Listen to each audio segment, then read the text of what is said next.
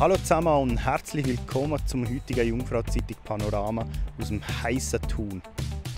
Während für einige Zuschauer und Zuschauerinnen sicherlich die Abkühlung im Wasser ein grosses Thema war, haben wir uns mit folgenden Sachen befasst. Der FC Thun startet in die neue Saison. Das Gurtenfestival ist zurück. Und wie brutal der Eiger Ultra Trail ist. Zuerst schauen wir jetzt aber noch auf die News vom heutigen Tag.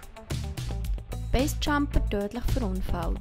Am Mittwochabend ist in Stechelberg ein Basejumper verunfallt. Vor Ort haben die Rettungskräfte nur noch den Tod des Mannes feststellen. Schweizer Touristiker erwarten einen sehr guten Sommer. Trotz Badeferienboom sind Tourismusbetriebe sehr zufrieden mit dem Sommer.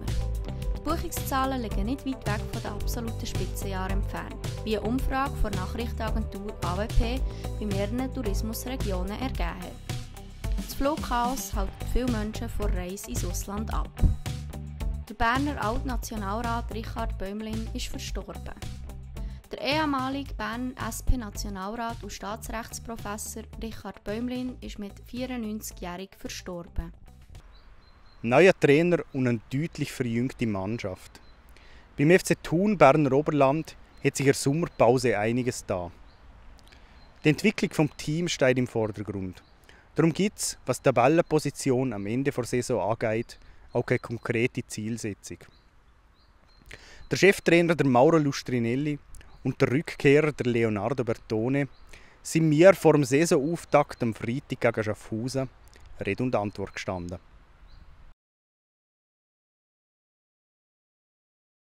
Ich bin sehr glücklich. Wir haben große Fortschritte gemacht, auch als Team. Wir haben auch letzte Woche einen ganz schönen Zusammenzug in Gstaad, in Schönried gemacht und dort ist die Gruppe zurückgekommen, sicher stärker und das ist für mich die Hauptbasis von dieser Vorbereitung. Es gibt wahrscheinlich auch Sachen, mit denen du nicht so zufrieden bist oder die noch ausbaufähig sind. Was sind das für Sachen? Wir können natürlich in jedem Bereich noch besser machen. Das ist ein Prozess. Wir wollen aber Schritt nach Schritt das machen.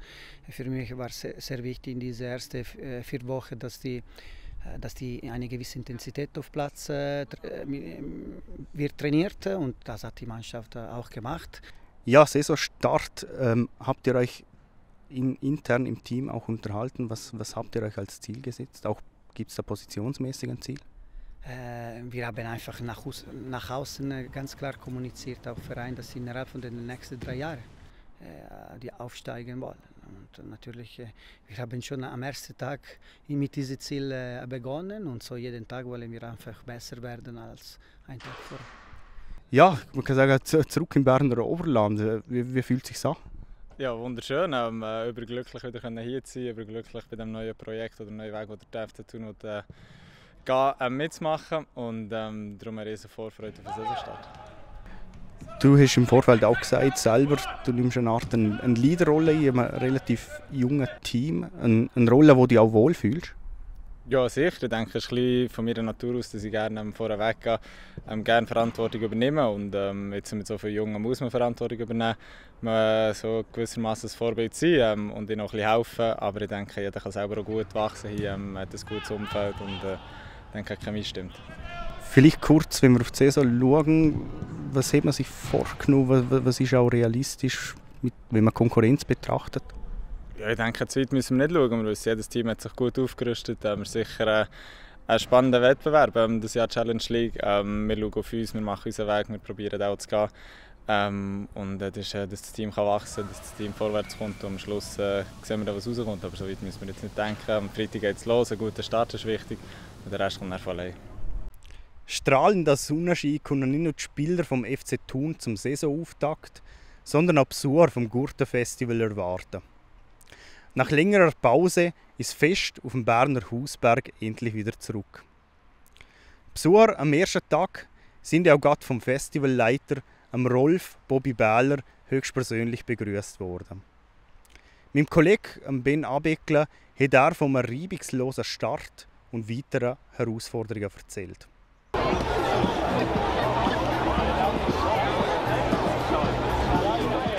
haben wir um 2 vor dem Haupteingang eigentlich so den Funkspruch gegeben, dass man auftut. Das ist so ein bisschen mein Ritual vom Abschluss vom Aufbau. Und dann die ersten 10 Leute schauen ihnen so ins Gesicht. Ich gebe es zum Beispiel, wie sie angelegt sind, wie sie daherkommen. Also sie waren mega happy und geladen, positiv geladen. Das war eine schöne Stimmung. Also von der Anlegung her, wie sind Sie dahergekommen? Ja, aber so mega sommerlich. Es ist, ich habe so das Gefühl, ich habe so hingeschaut und dachte, sind wir irgendwo in Südfrankreich oder so. Und das spricht auch für das wunderschöne Wetter, das uns geschenkt wurde. Jetzt fast nach 3 Jahren, also kein Festival, 2 Ausfälle in diesem Sinn, haben wir wirklich gigantische Wetterbedingungen und es fängt eigentlich nur noch. Ja. Du läufst durch die Leute, du siehst eben irgendwie so 3-4 Menschen, die mega Freude haben. Ich habe etwa 100 solche Momente während einem Festival. Und so der eine grosse, den kenne ich eigentlich nicht. Vielleicht auch, weil ich schon mein Leben lang das mache und hinter der Bühne bin. Darum habe ich nicht so, jetzt kommt der Tag oder so. Das berührt mich nicht so. Mir berühren 100 andere Sachen. Ich habe das Gefühl, es wird logistische Herausforderungen, es wird mega Druck geben auf den Bars, weil die Freude gross ist. Ich habe das Gefühl, dass eine gewisse Kompensationshandlung der Leute ist, nach so langer Zeit wieder rauszugehen, was ja wunderschön ist. Aber auf der anderen Seite muss das alles ausgeschenkt, aufgefüllt, geputzt und so weiter werden. Und diese Systeme, die laufen definitiv noch nicht so rund wie vor der Pandemie, weil es einfach nicht mehr hat gespielt miteinander. Man muss wieder reinkommen. Und vor dem habe ich überhaupt keine Angst. Wir sind das beste Team der Welt hier oben, aber es ist eine mega Herausforderung.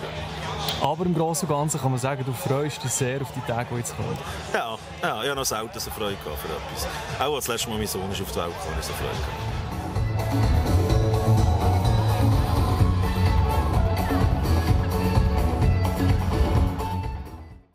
Von einer entspannten Sache auf dem Gurten zu körperlicher Höchstleistung am Eiger. 250 Kilometer und 20.000 Höhenmeter. Was im ersten Moment unglaublich tönt, dort versuchen sich momentan rund 100 Extremsportlerinnen und Extremsportler. Per 10 Jahre Jubiläumsausgabe vom Eiger Ultra Trail können die Teilnehmenden zudem erstmals der UNESCO-Jungfrau Let's Trail testen. Einem der wohl härtesten Läufe auf dieser Welt. Der Manuel Glaser hat sich mit dem Erfinder von diesem Lauf, Marcel Marti, getroffen.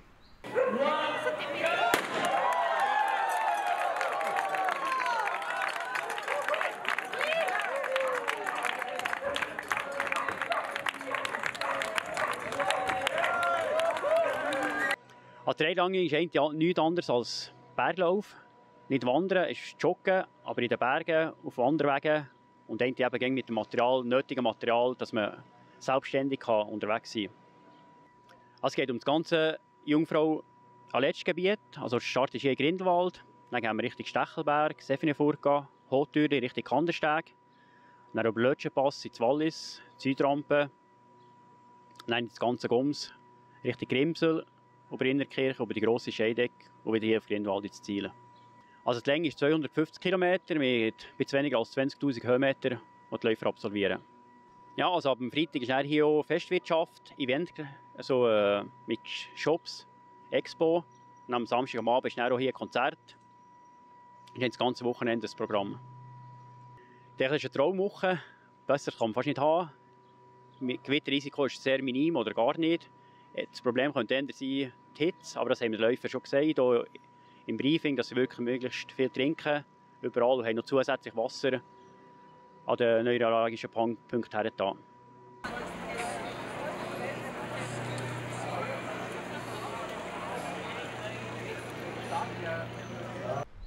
Das war es vom heutigen Jungfrau-Zeitung Panorama.